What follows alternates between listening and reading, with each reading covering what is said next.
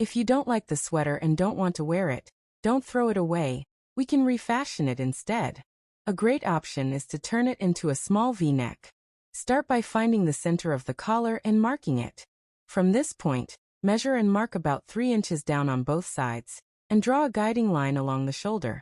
Then draw symmetrical lines on each side, and cut only the top layer along these lines. Be careful not to cut the back of the collar.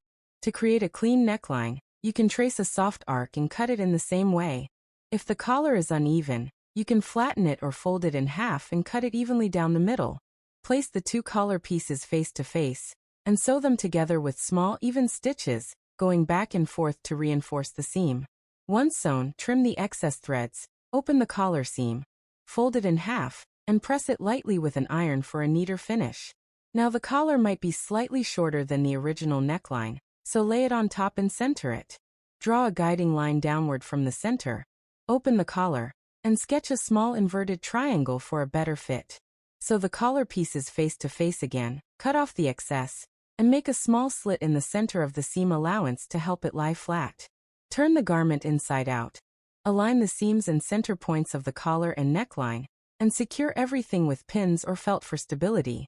Fix the pieces together and begin sewing from the shoulder seam, using a small flat stitch, also called an even stitch or arch stitch, around the neckline.